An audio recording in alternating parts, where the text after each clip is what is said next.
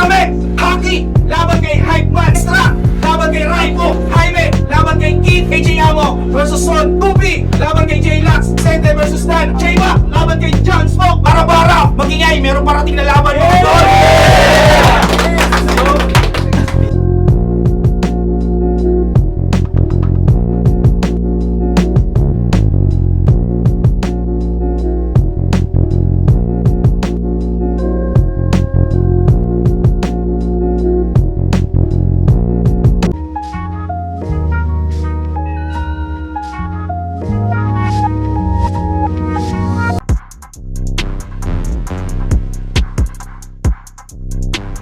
Bara-bara ng Battle League! Punto 3! Dito sa Explore Co. Shop! Ginhawa! Malolos! Bara-bara! Magiging tayo! Meron pa rin! Yung bahagi ng Rurok 3 Tournament! Pangapat na laban ngayong araw! Siyempre, bago yun, malaki shoutout muna sa Explore Co. sa pagpapahiram sa amin ng venue, saka sa mga tropa natin dyan sa BF Pro, sa ibang liga, nandito rin si Utol Brian sa Spit on the Street, sa Liga ni Bagsik, at sa mga iba pang liga na nandito. At merong MC sa aking kaliwa, galing pa ng Laguna, Bulan Sorsogon represent din. Magpalakpakan tayo para kay AJ Amo. Shoutout AJ Amo, shoutout kay Pang Alonso, pag ano ng damit, tsaka congrats kay Tyson. Ay, Pasensya na. At syempre, makakalaban niya dito mismo sa Lospa. Magpalakpakan tayo lahat para kay Son. Yun, Son, shoutout sa LC. Yun, friends, family, Son. Tol, so saan natatanungin mo? Wala na, Dek. Ako na. Sino daw na? Game. Yun, napag-usapan nilang mauna si Son. Pumayag naman si AJ Amo. Rurok 3 Tournament. Unang banat para kay Son. 5 hurado. Let's go. Game! Tanginang buhay ito. Sa Bisaya pa na tapat makipagpalitan ng liriko. Alam mo ba, para magsulat, halos isang buwan kong inumbinsi na magprepara yung sarili ko. Pero wala nang magagawa. Nandyan na yan. Pagtyagaan kahit yung matchup na to ang pangit. Pagtyagaan kahit yung matchup na to ang pangit. Tangina. Game! Game. Tanginang buhay ito, sa Bisaya pa na tapat makipagpalitan ng liriko. Alam mo bang, para lang magsulat halos isang buwan kong inumbinsi na magprepara yung sarili ko. Kasi,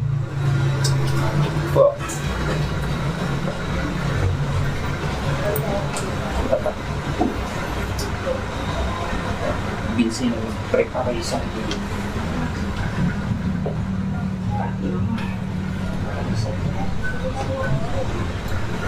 pero okay na yan, pagtyagaan.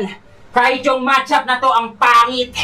Ang mahalaga, may mapagbubuntunan pa rin ako ng mga naipon ko na galit. Mas pinili kitang patayin kesa sa POI 8 ako makisabit kasi para makaalis ng lupa, ikaw ang unang sakripisyo para makapanik ako sa langit. Siya daw si Johnny Blaze, Ghost Rider kumbaga. Mas malala daw siya sa demonyo, pues maniniwala lang ay tanga. Nagpapaka-demonyo, kada sasampa, ramdam ko nga pintig ng iyong kaba. Kaya kung ikaw nga talaga si Ghost Rider, bakit natititigan kita ng mata sa mata? Kaya, Ghost Rider, ulol! Sino inuto mo? Magiging on fire lang yung bungo mo pag sinilabang kita ng flamethrower sa ulo. Kasi di ka karakter sa Marvel. Bangag ka lang. Kaya wag kang basta-basta naniniwala sa mga kwento ng lolo mo. Payag kayo, ganito si Ghost Rider, pag nagliyab mukha siyang posporo. Tsaka di ka si Ghost Rider. Kasi di naman uso motor doon sa pinanggalingan nyo na lalawigan. Kasi para lang makapunta sila sa dalampasigan, kailangan niya pang sumakay sa likod ng kaibigan niya na pawikan. O, galing, di ba? Ayos din sa probinsya nyo no? Kakaiba. Sila yung mga tao na sumasakay sa alaga nilang hayop habang nakapasok yung uti nila. Pag-itripan lang kita! Kasi kalaban ko daw mapanganib.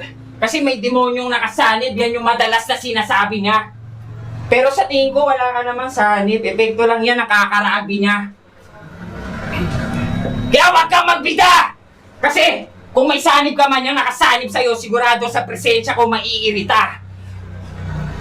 Kahit walang pari na kasama, kaya kong magsagawa ng eksorsismo mag-isa. Kung sa'yo lang mas nakakasindak pa rin bunganga ng bungangera kung ina, kaya paano mo ako mababalot sa takot kung sa bahay na pula ako nakatira? Bukin ang ina mo ka! Tandaan mo, sa ligan to, ako lang ang nag-iisa na salot. Niline up ka lang ni Sinay sa tournament na to para may pahiran ako na kulango! Time! Time! Sigaw ka ng sigaw! Ang lakas mo mang aneng! Ako di ko na kailangan magsumigaw para ipakita yung likas ko na galing. Tsaka tinatawag akong Bisaya. Tol, di ka marunong na sumipat. Tingnan mo nga yung itsura mo. Mukha ka pang Bisaya doon kay J-Back. AJ Amo versus Son. Ngayong gabi ay isinalang. Kaso nga lang di ako handa. Pero di ko to maiiwasan. Kaya parang J-Back versus John Smoke yung resulta nitong laban. Kasi pagka-upload nito sa video, marami yung manghihinayang. Kasi ba't kita susulatan? Eh madalas ka ngang makalimot. Tapos ngayon nagpahid pa ng kulangot.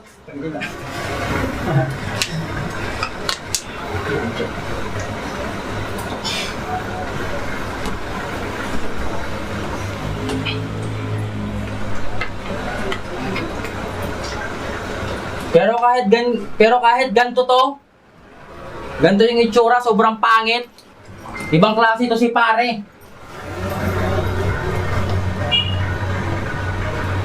Kahit sobrang loyal ng asawa niya, nagagawa niya mang babae.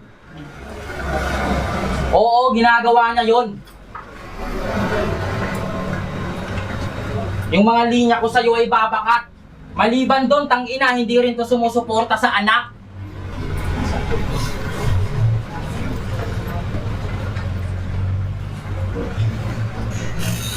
Saka ano pang sabi mo kanina? Hindi ako yung ghostwriter o ghost rider. Huwag ka sa akin namang gago. Tangina yung itsura mo, sa ghostwriter, ikaw dun yung kabayo.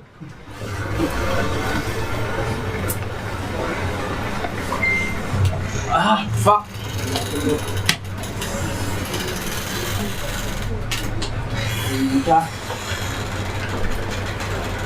Time! Pakinggan natin mga lomba ni Son. Di naman to importante. Pero sa mga hindi nakakakilala sa putang inang to, siya si AJ Amo. Isang dimwit na loser na habang buhay ng laos. Hilig sumabak sa gera pero mga dala na bala di naman tumatagos. AJ Amo yung pangalan pero dala na amo kada laban lagi namang kinakapos. Tapos ito lang itatapat mo sa akin? Seryoso ka ba, boss?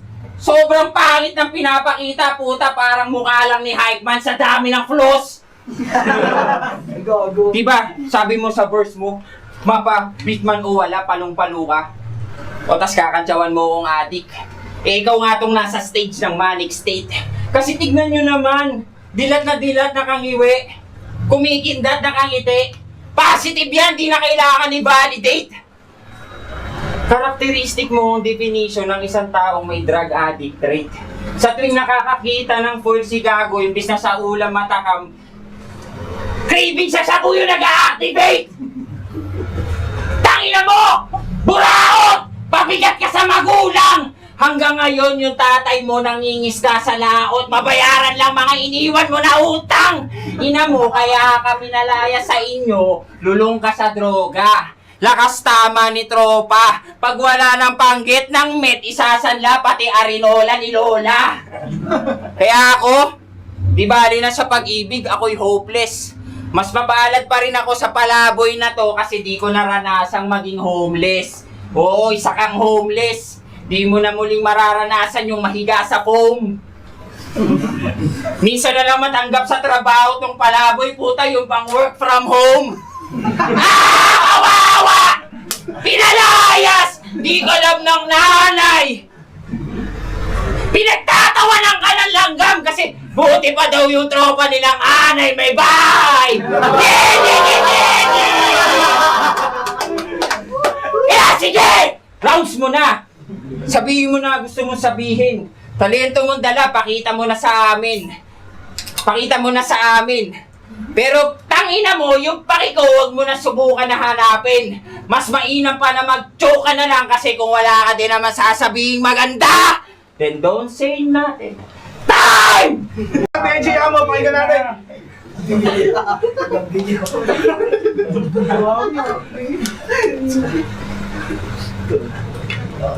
Ha?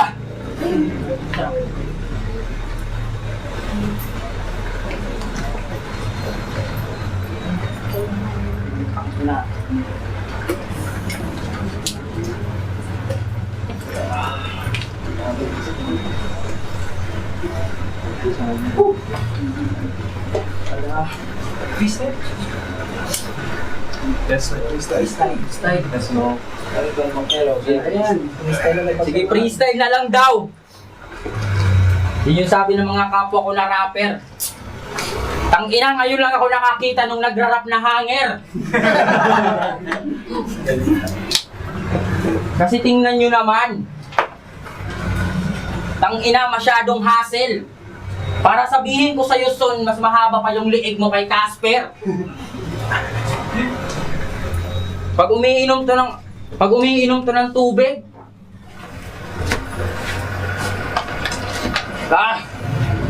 Freestyle.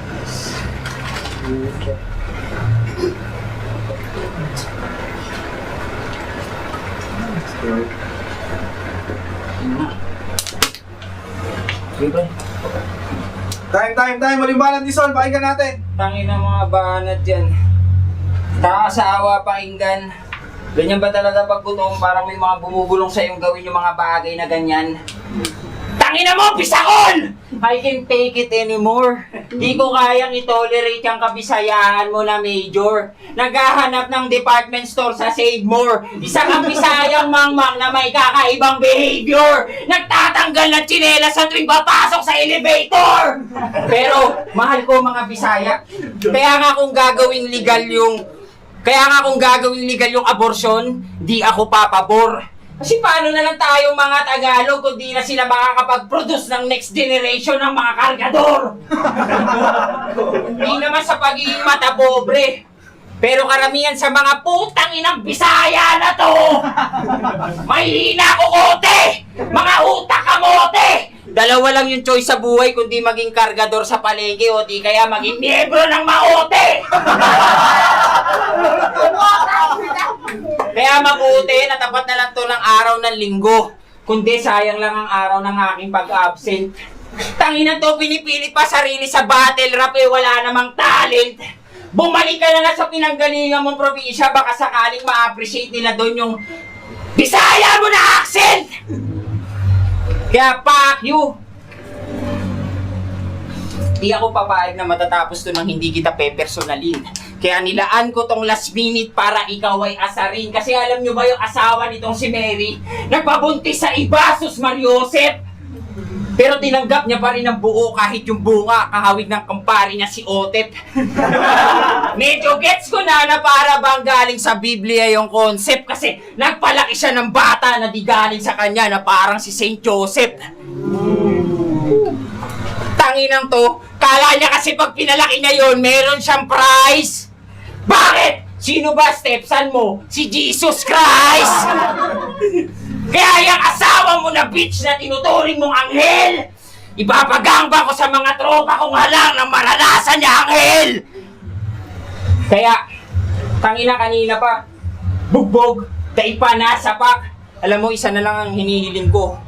Paglabas mo dito, masagasaan ka sana ng truck! Time! Time, malimbanan, Benji, amo, pakinggan natin. Tangina, nagkaasawa pa ako si Mary. Pana-invent. Kaya naman ako ay napateka. Mary daw puta. Yung mga banat mo, mga invento lang talaga. Invento! Sulit. Alam mo ba kung ano ang dahilan kung bakit di kita sinulatan? Malamang mabad trip to na ko. Simple lang. Para sa quarters may mga angle na sayo.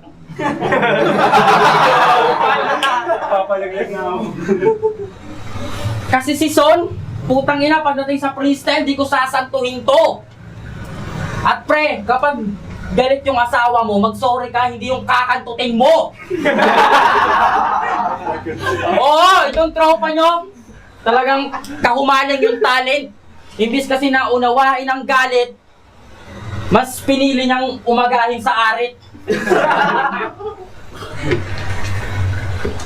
Tsaka yung itsura mo, yung ganyang itsura, yan yung mga kasama ng adik dun sa labas. Alam mo ebidensya? Bago ka pumasok dito, nagnakaw ka pa ng Aqua Flash.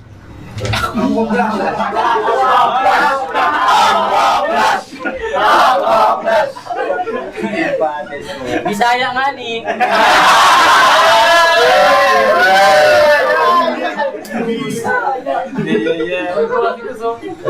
Tay, mag-ingat tayo para sa laban naman.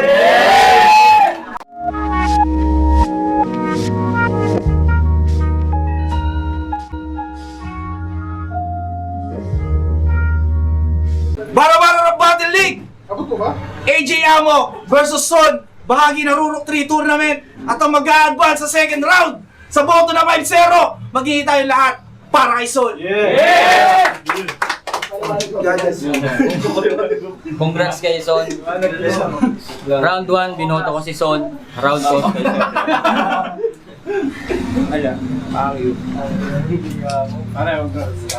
Yo, tos kaya binoto si ano. Sige. Yo, Tops nga pala, kita-kita naman. Panalo si Son. Yo, Lemby Pro 3-0. Kay Son. Okay na. Mali. Nipig okay ka naman sa all 3 rounds para.